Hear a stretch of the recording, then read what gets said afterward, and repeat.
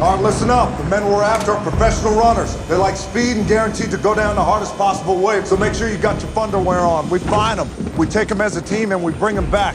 And above all else, we don't ever let them get in the cars. That's my favorite line of dialogue in the Fast and Furious franchise. It's a line that immediately told me that Fast 5, in comparison to the other Fast movies, was going to be different. That not only were they going to lean into the outrageousness of this franchise, but somehow also take it seriously in a way that hasn't been done before.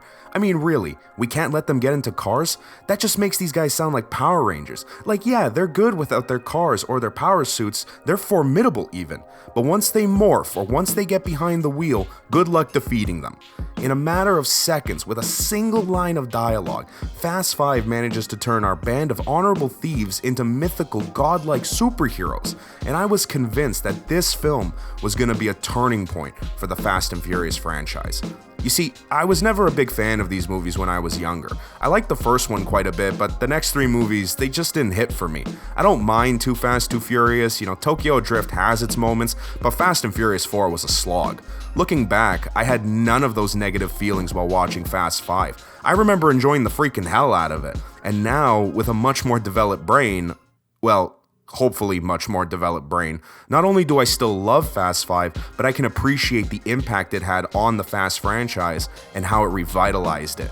This was the movie that took the small-town truck robbers to the world of multi-million-dollar heists. It's a film that gave the filmmakers the confidence to up the ante for action scenes, to embrace the outrageousness, but never lose sight of what makes this franchise truly run: its unique, diverse, and well-written characters. In a lot of ways, Fast 5 is the most important film in this series, and that's what I'm going to talk about today. So, without further ado, my name is Nick Pulmanakos. Welcome to my YouTube channel. Don't forget to like, comment, and subscribe. Park your car, crack open a Corona, get the whole family together, and let's discuss how Fast 5 revitalized the Fast and Furious franchise.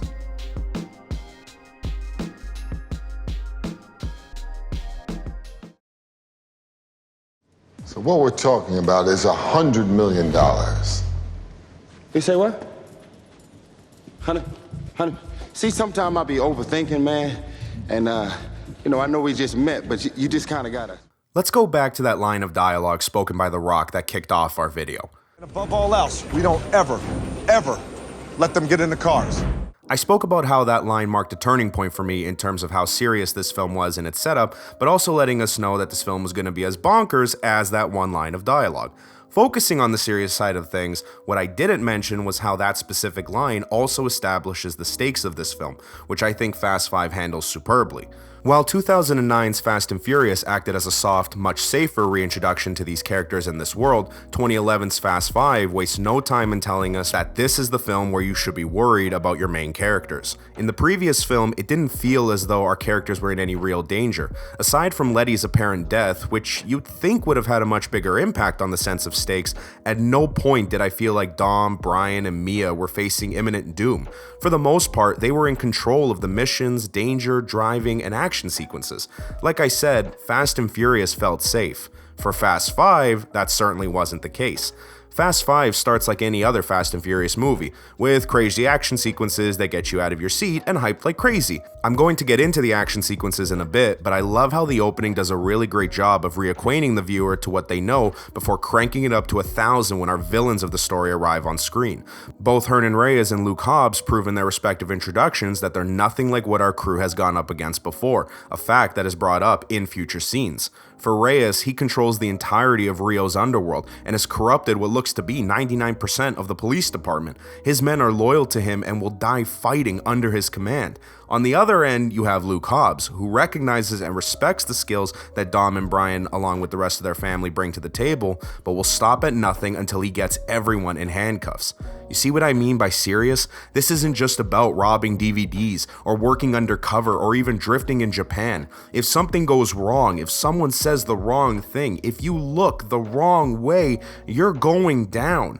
This is the most serious job any of them will ever take in their lives, because if it's successful, they will finally live a life of freedom. And if they fail, well, it's either prison for the rest of their lives or they end up in a body bag. For the first time in this franchise, it felt as though there was no way out for Dom and his family. For the first time, their criminal actions were more than justified thanks to the sense of stakes established in the first act. Fast 5 effortlessly endears us to each character because we understand just how much their backs are up against the wall. That constant feeling of desperation to buy their freedom allows us to understand the characters' motivations for taking this job. Immediately, you're on the edge of your seat every time a mission is set, because you never know who in Rio is working for Reyes or which microphone or camera Hobbs is tapped into. Even when they succeed in taking out a cash house or pulling one over on Hobbs' team, you know that they'll be hit harder at some point. But even then, you're so invested in the heist at this point that you'll be cheering for Dom and the team to fight back however they can. In short, and I cannot believe I am saying this for a Fast and Furious movie, Fast 5 is like the ultimate David versus Goliath story of this franchise. Our small-time crooks versus the biggest drug lord in South America and the US government's in-house battering ram. And with stakes this big, it's only fitting that the action sequences rise up to match them.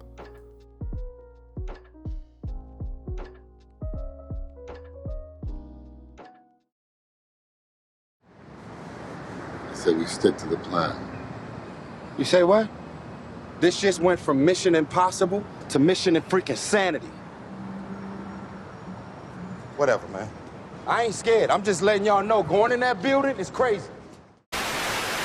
Hey, it's me. I just wanted to chime in here to say that I bet you didn't know that most of the action in this movie was done practically, as in this scene right here.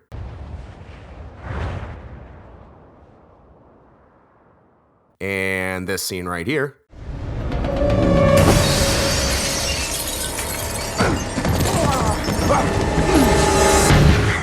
Oh, and how could I forget? This one right here.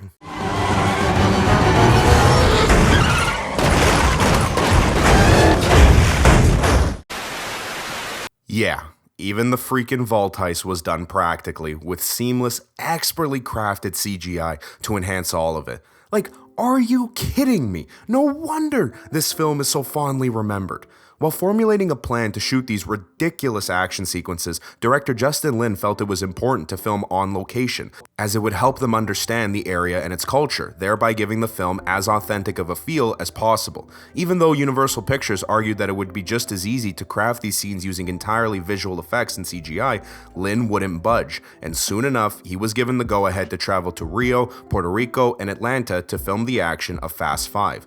Lin and his team, which included stunt director Spiro Rosatos and stunt coordinator Jack Gill, wanted to go back to the roots of the first Fast and Furious movie, which according to them meant doing dirty and real stunts. To capture the favela chase sequence, the crew traveled to Naranjito, Puerto Rico, which provided a similar backdrop to Rio. There, according to the film's production notes, a 420-foot cable camera rig was used in order to capture the fast-moving bird's-eye view of the action, and cameras on cranes were set up on rooftops and in alleyways. For the train sequence, they set up a camera rig on both the literal moving train and a truck driving alongside it. Second unit director Alexander Witt was tasked with capturing all the exterior shots of the train sequence. And to be honest, I don't really have much more to say other than I cannot believe they had an actual moving train for this sequence. In an interview, Witt actually revealed that the filming for this stunt was quite dangerous, and at one point, the entire train was almost derailed because the wheels of the train had come off. According to Witt, if it had been a few more inches, then the whole train would have been on its side. That's how dedicated the crew had become to capturing the shots in camera, almost derailing freaking trains to get the shot. Of course, though, no action scene in Fast 5, or really the entire franchise, is hailed to the nth degree, quite like its final set piece. Guys, I'm hearing all this chatter. Did you just take out a bank? To be honest, I'm not entirely sure what else I really need to say about the vault heist scene that hasn't already been said. Nerdstalgic made a really great video about the intricacies of that sequence, which I'll link below. For my video, allow me to simply remind you of the awesomeness of that sequence, which unsurprisingly at this point was also somehow shot mostly in camera. A sequence that took 4 weeks of planning and had every shot/camera angle planned in advance.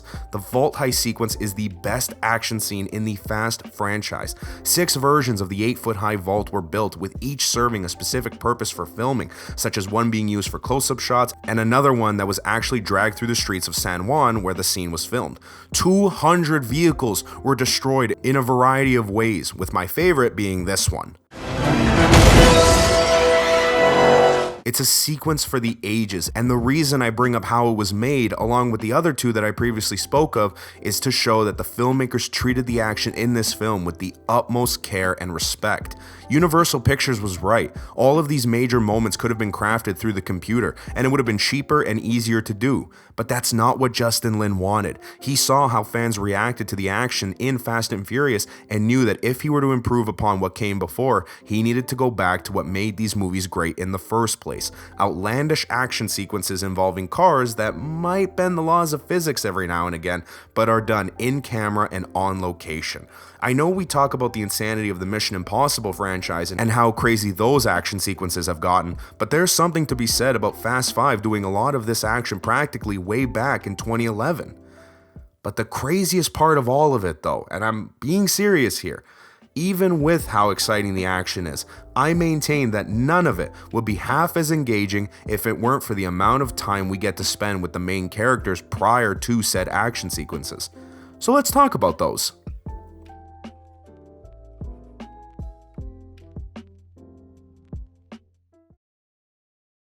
The most important thing in life will always be the people in this room. Right here. Right now.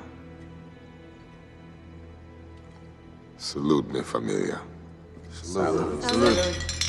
If you'll indulge me for a second, I want to say that I think the reason why the first Fast and Furious film in particular works so damn well is because of its character work. Call this series outrageous, call it dumb filmmaking, call it whatever you want, but the one thing this series does well, especially in that first film, is make you care about these characters. You understand Dom, Brian, Letty, Mia, Vince, and the rest of them. You understand where they come from, why they're in the life they live, and why they do what they do. The first movie has great action sequences and boatloads of early 2000s nostalgia, but the kicker is at its core, there's a guy who loves his family and is trying to survive. And on the other end, there's a dude who's been tasked to take him down. Does that sound familiar? That's the exact premise of Fast 5. Just sub out Brian for Hobbs. This time around, the stakes are higher, the world is bigger, and the violence is kicked up to 1,000 notches.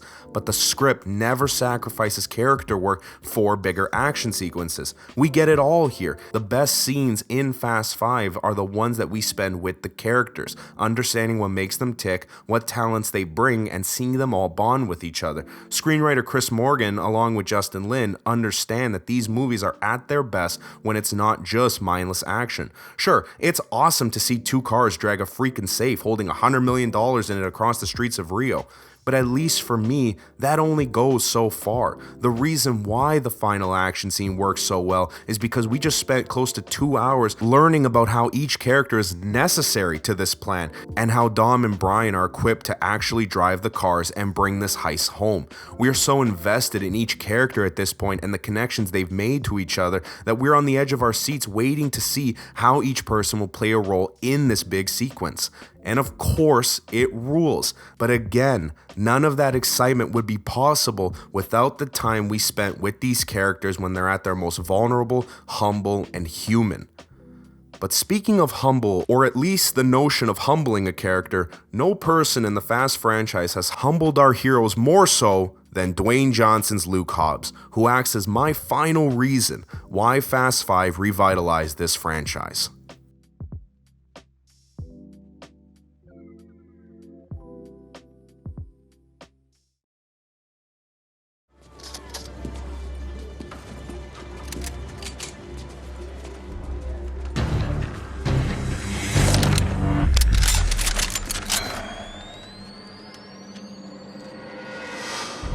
Thought so.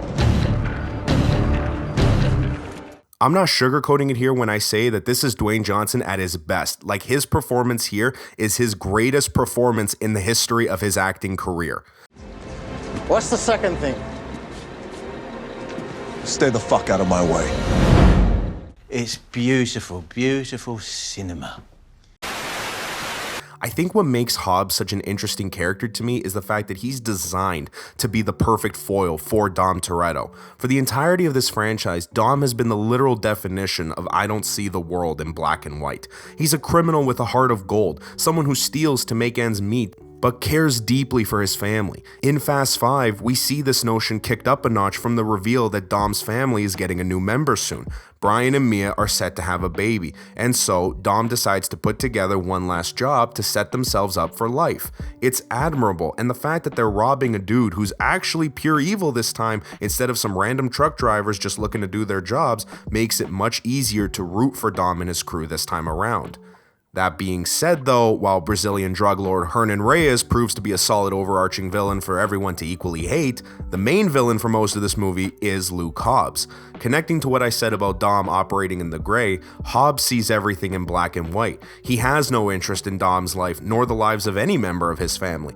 All he sees are criminals on the run who need to be brought to justice.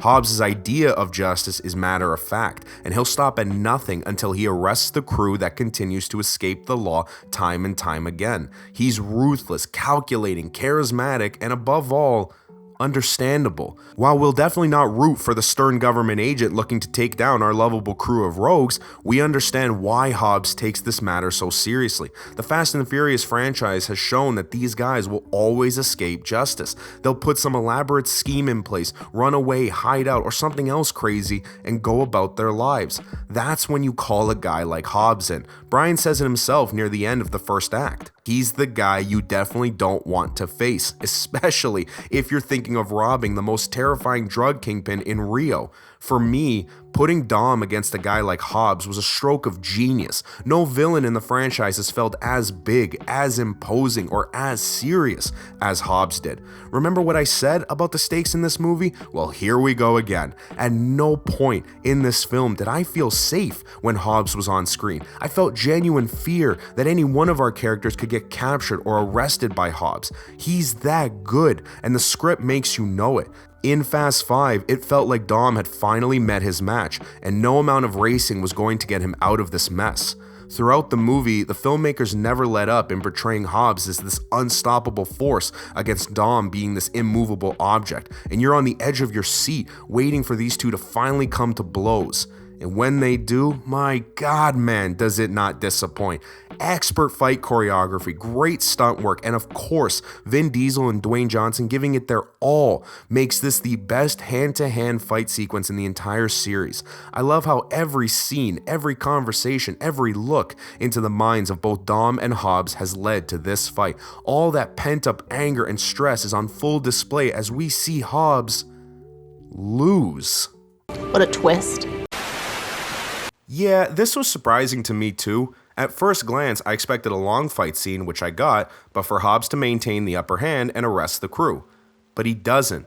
Dom does. And while I was a bit taken aback at first, I realized that the script has Dom take control and almost kill Hobbs to showcase the growth of that character, and to finally open Hobbs up to the idea that this man, who he views as a monster with no redemption, as a human again. Dom could have killed Hobbs right then and there, but he doesn't. He called Dom out for his crime of beating a man half to death with a socket wrench, and I think he fully expected that Dom would do that thing again. After all, I bet he doesn't even know the reason why Dom did what he did. He said it himself, that everyone here are just names that came across his desk.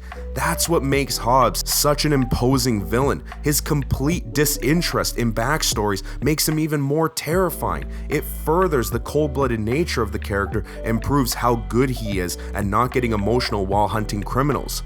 But that's not what's happening here. While clearly viewing Dom's restraint as admirable, he still arrests Dom, Brian, Mia, and Vince, only to be ambushed by Reyes' crew and watch his entire team get brutally murdered.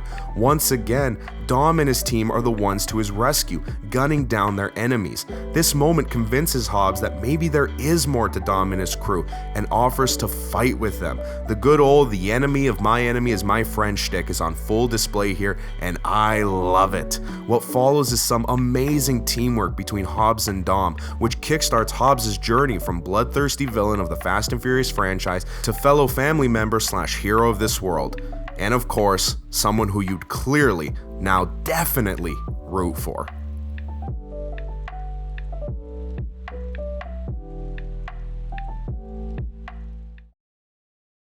This is the happiest I've ever seen my sister. It's because we're free.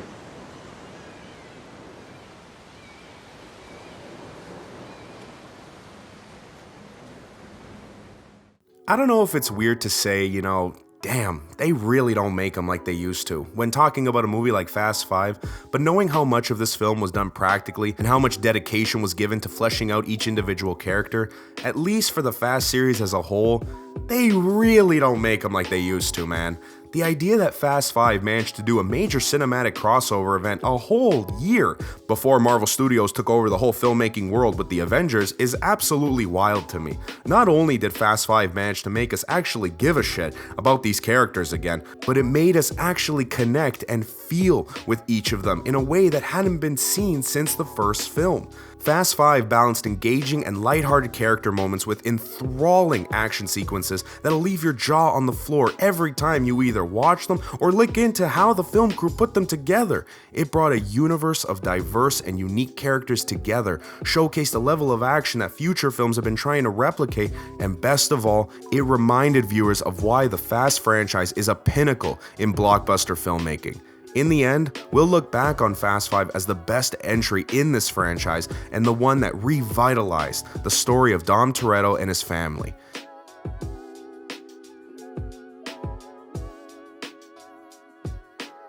Hello, Fastastic YouTube community. Thanks so much for checking out my video essay on Fast 5. As always, you can find me on Twitter at Nick Manakos, and I've been Nick Manakos, and I'll see you guys in the next video. Later, everyone.